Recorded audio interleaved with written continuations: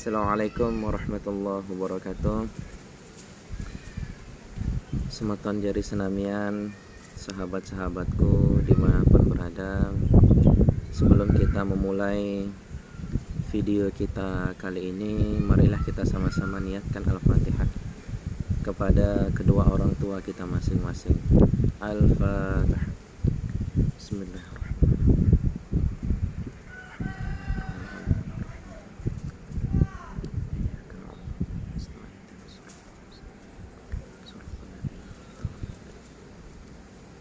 Amin ya rabbal alamin.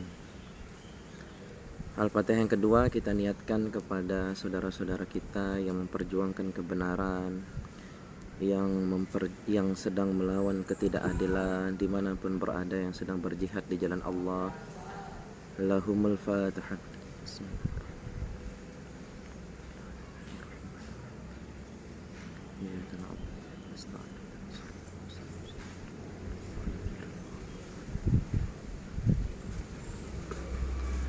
Dan Al-Fatihah ketiga kami hadiahkan kepada saudara-saudara kita, sahabat-sahabat kita yang sudah like, yang sudah bagikan, yang sudah subscribe channel kita, channel kami. Al-Fatihah. Bismillahirrahmanirrahim.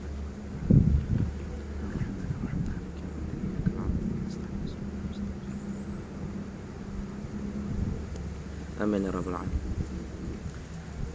Semeton jadi senamian, sagagah, sasolah, saingas, kawan-kawanku dimanapun berada, kami selalu doakan semoga tetap dalam keadaan sehat jasmani maupun rohani, dimudahkan segala urusannya, amin ya rabbal alamin. Jadi vlog kita hari ini saya ingin bercerita sedikit tentang pengalaman saya waktu mondok dulu. Jadi alhamdulillah kami sempat mondok di Pondok Pesantren Al-Islahuddin dan tinggal langsung bersama Tuan Guru Hilmi Siddiq. Jadi suatu ketika ada seseorang guru yang bertanya kepada saya. Saya ditanya, saya sengaja tidak menyebutkan nama guru saya. Saya tidak enak sama beliau sebagai takzim saya kepada beliau, tapi insya Allah saya selalu mendoakan beliau kebaikan-kebaikan kepada beliau. Dengan beliau ketahui atau tidak ketahui, cukup Allah lah yang ketahui. Jadi guru saya sempat bertanya, dipanggil saya, "Dek, nggih Ustaz," saya bilang, "kamu tahu tidak perbedaan nyawa antara nyawanya kuda, sapi dengan manusia?" Lalu saya katakan, perbedaannya apa ya? Kalau kita berakal, kalau sapi, kuda itu enggak. Lalu guru saya menjawab, ada benarnya, tapi apa perbedaan yang paling intinya? Saya akhirnya bingung, apa perbedaannya ya? Sedangkan kuda hidup, saya hidup. Kuda reproduksi, kita juga menikah dan lain sebagainya. Kuda juga mencari rezeki, sapi juga mencari rezeki, kita juga sama. Lalu apa yang membedakan nyawa kita dengan nyawa kuda? Lalu guru saya menerangkan, perbedaan nyawa kita dengan nyawa kuda itu hanya di pertanggungjawaban. Kalau hidupnya kuda, hidupnya sapi, hidupnya ayam, dia tidak dimintai pertanggungjawaban kepada Allah Subhanahu wa taala. Sedangkan hidupnya manusia itu dimintai pertanggungjawaban oleh Allah Subhanahu wa taala. Lalu guru saya tekankan kepada saya bahwa sebelum kamu mengenal Allah, maka terlebih dahulu sangat penting sekali bagi kamu untuk mengenal dirimu sendiri. Jadi mengenal diri sendiri itu sangat penting sekali. Lalu kita sedikit belajar juga tentang yang sering kita dengar tentang sebutan syariat, tarekat, hakikat, ma'rifat. Saya mulai mulai penasaran lah untuk menggali ilmu-ilmu tersebut.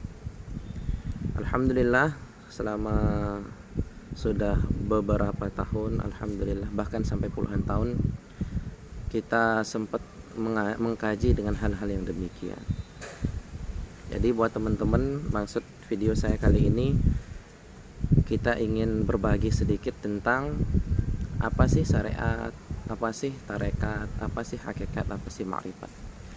Namun untuk mempelajari secara detail kita tidak sampaikan lewat video ini, hanya globalnya saja supaya sedikit kita memahaminya.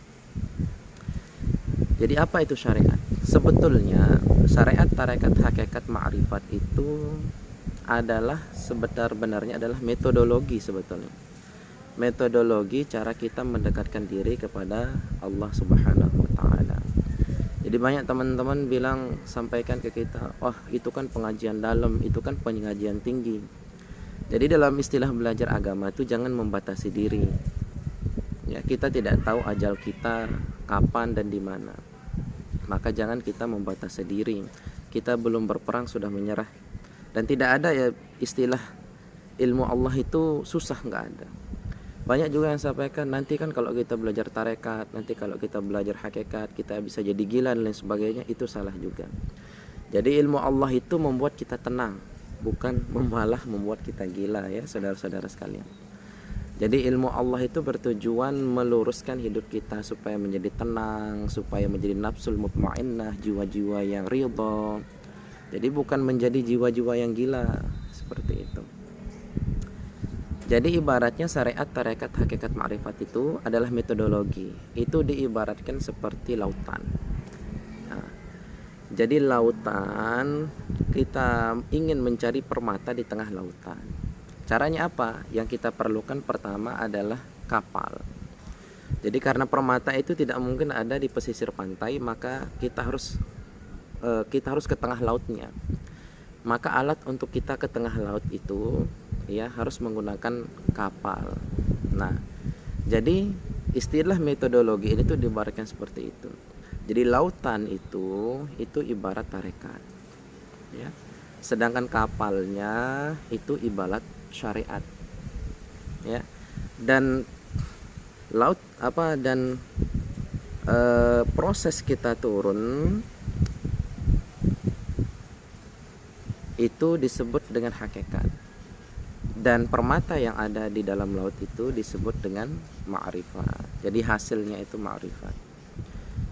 Jadi kita harus punya kapal dulu, maka kapal itu adalah syariat, dan lautan yang luas adalah hakikat, dan proses kita menyelam ke bawah itu disebut dengan tarekat, dan permata yang ada di dasar laut itu disebut dengan ma'rifat. Itu istilah analoginya lah supaya gampang-gampang.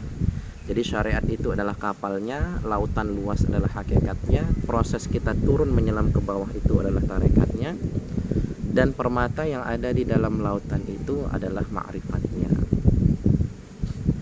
Terus banyak teman-teman bilang, apa perlu kita belajar seperti itu? Sangat perlu sekali. Kenapa?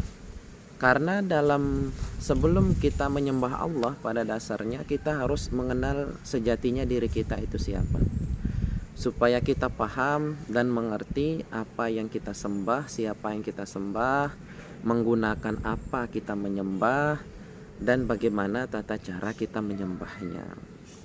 Jadi seperti itu teman-teman. Terutama di bagian syariat dan hakikat banyak sekali perbedaan, namun pada hakikatnya itu sama. Sebagai contoh ya, kalau kita tidak pernah belajar sedikit tentang tarekat hakikat itu nanti agak sedikit bingung. Nah, ini saya kasih contoh. Misal, ini kopi ya. Nah, ini kopi misal. Kopi ini secara syariatnya adalah milik saya. Tetapi secara hakikatnya kopi ini milik Allah. Ya, saya ulangi. Misal pohon lah ya, pohon, rumah, tanah, semua yang ada di dunia ini. Misal pohon ya, pohon ini saya tanam, saya tumbuh di pekarangan rumah saya. Apabila secara syariatnya, secara normalnya, secara wajarnya, maka pohon ini apabila dia berbuah, maka buah itu adalah milik saya.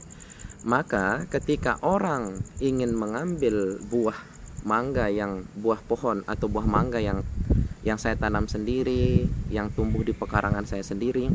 Maka apabila ada orang yang mau mengambil buah itu, maka dia harus mengizin kepada saya. Jadi harus minta kepada saya, Pak Dede minta buah mangganya. Apabila saya izinkan maka hukumnya halal, dan apabila saya tidak izinkan, saya tidak berikan, maka apabila diambil paksa maka hukumnya menjadi haram. Nah, sedangkan secara hakikatnya semua itu milik Allah, termasuk pohon yang saya tanam itu. Pohon yang saya tanam di pekarangan rumah saya hakikatnya adalah milik Allah. Tetapi orang yang mau mengambil buahnya, buah mangga yang tumbuh di pekarangan rumah saya itu yang saya tanam sendiri, dia tak boleh hanya izin kepada Allah.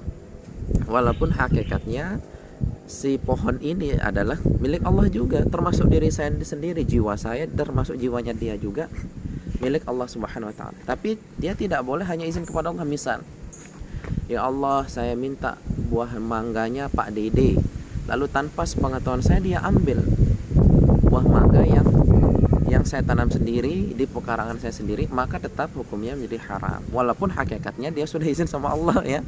Jadi seperti itulah perbedaan antara syariat dan hakikat. Nah, itulah sangat penting sekali kita memahami hal-hal yang seperti ini sebagai jalan kita mendekatkan diri kepada Allah Subhanahu wa taala. Maka dari bab ini, setelah beberapa tahun lah perjalanan pembelajaran kita, alhamdulillah kami bisa membedakan jadinya. Jadi takluknya syariat itu takluknya kepada jasad dan perkataan kita. Jadi jasad kita, apapun yang dilakukan jasad kita, dia terikat sama hukum syariat. Apapun yang kita katakan, dia terikat sama hukum syariat. Nah, jasad yang terikat dengan hukum syariat ini, perkataan yang terikat sama hukum syariat ini, bisa dihukum apabila jasad tersebut atau orang tersebut dalam keadaan sadar. Ya. Jadi jiwanya itu atau nafsunya itu harus dalam keadaan sadar. Bagi teman-teman yang belum paham arti jiwa, ruh, hati, dan jasad, nanti bisa tonton video kami sebelumnya ya. Kita sudah jelaskan secara simpel lah ya, apa itu jasad, badan ya, apa itu badan, apa itu hati, apa itu jiwa, apa itu ruh ya. Jadi seperti itu. Jadi syariat itu takluk hukumnya kepada jasad dan perkataan kita. Bisa terhukum apabila dia dalam keadaan sadar. Kalau dia tidak sadar, apabila dia gila, hilang ingatan, pingsan, lain sebagainya, maka tak dapat dihukum. Itu takluk hukum syariat. Lalu apa itu tarekat? Tarekat itu sebenarnya metodologi jalan. Jadi tarekat itu takluk hukumnya ada pada hati kita ya. Bagaimana hati kita ini hidup melakukan sesuatu karena Allah saja. Apapun itu, kita bersihkan lapangan karena Allah. Saya misal melakukan patroli kerja ya, saya kerja kebetulan kami polisi. Ketika kita mengayomi, melayani masyarakat itu karena Allah, maka terhitung dia itu adalah jalan tarekat. Jadi makom tarekat itu ada pada hati kita. Lalu makom hakikat itu di mana? Makom hakikat itu ada di roh kita atau di jiwa kita ya. Jadi lebih dalam makom hakikat itu. Nah, terus makom ma'rifat itu di mana? Jadi ma'rifat itu adalah hasil metodologi yang sudah kita jalankan syariat secara lurus, sudah kita jalankan tarekat secara istiqomah, sudah kita jalankan hakikat secara istiqomah juga. Maka nanti hasilnya adalah ma'rifat. Jadi ma'rifat itu rasa. Jadi rasa kita ini merasa diawasi oleh Allah, dan bahkan tingkatan-tingkatan tertentu. Maka orang ma'rifat itu seraya dalam hidupnya tak pernah berhenti mengingat Allah. Ketika dia sholat, dia seakan-akan melihat Allah. Nah, itu sesuai dengan rukun agama yang sudah kita jelaskan di video sebelumnya. Jadi teman-teman kalau belum mengerti rukun agama, bisa tonton video di sebelumnya. Kita bahas tentang rukun agama. Jadi rukun agama itu yang ketiga kan adalah ihsan.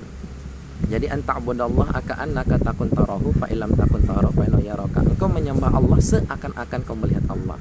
Tapi kalau kau tidak bisa, maka yakinlah Allah melihat kamu. Nah, makom ma'rifat ini adalah hasil ya, hasil dari riyadhah kita secara tarekat dan hakikat. Kita lakukan syariat secara tegak lurus sesuai Al-Quran Sunnah, hati kita tetap karena Allah, lalu nafs kita ini selalu berhakikat kepada Allah bahwa tiada daya upaya aku melainkan dari Allah Subhanahu wa taala. Maka nanti Allah akan berikan rasa ke dalam diri kita itu, rasa ma'rifah namanya. Pengenalan kita kepada Allah Subhanahu wa taala. Jadi tingkatan ma'rifah itu sudah hasil ya. Jadi orang sudah nikmat, dia sudah makomnya sudah di nafsul mutmainnah istilahnya. Jiwa-jiwa yang tenang. Ketika jiwa yang tenang itu bisa, artinya dia ridho kepada Allah atas ketetapan Allah dan Allah ridho kepada dia.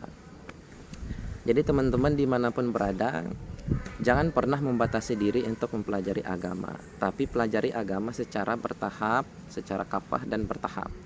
Jadi jangan langsung atas tapi lewat bawah dulu. Karena banyak teman-teman yang saya tidak sebutkan namanya, semoga Allah mengampuni saya dan mengampuni teman-teman yang tersebut gitulah ya. Banyak ketika memahami ilmu hakikat, banyak ketika memahami ilmu tasawuf malah melalaikan syariat. Jadi itu terbalik ya. Seharusnya semakin orang memahami tarekat, semakin orang memahami hakikat, apalagi sampai ke maqam ma'rifat, maka dia akan semakin tegak lurus dengan syariat. Kenapa? Karena tujuan kita satu, kita mengikuti kepada satu orang. Siapa? Yaitu baginda Nabi besar Muhammad sallallahu alaihi wasallam. Jadi Nabi Muhammad SAW adalah yang harus kita contoh, baik secara perbuatan beliau, perkataan beliau, hati beliau, ya. Jadi semua dari Nabi Muhammad SAW. Jadi orang yang paling makrifat di sisi Allah Subhanahu Wa Taala adalah Muhammad SAW. Maka kita tidak boleh membelakangi beliau. Jadi sangat penting sekali bagi kita untuk memahami syariat. Syariat itu luas juga, tarekat juga, hakikat juga, dan insya Allah Allah berikan ma'rifat kepada kita. Jadi jangan membatasi diri. Satu, tidak ada ilmu Allah itu bikin orang gila ya. Jadi ilmu Allah itu menenangkan hati. Semakin mengerti orang dengan Allah, semakin mengerti orang dengan dirinya sendiri, maka dia akan semakin tenang, bukan marah, semakin gila dan lain sebagainya. Semoga video ini bermanfaat bagi saya sendiri dan kepada kita semua. Apabila itu benar, maka itu datang dari Allah Subhanahu wa taala. Dan apabila itu salah, maka itu datang dari nafsu saya sendiri. Mohon dimaafkan. Assalamualaikum warahmatullahi wabarakatuh.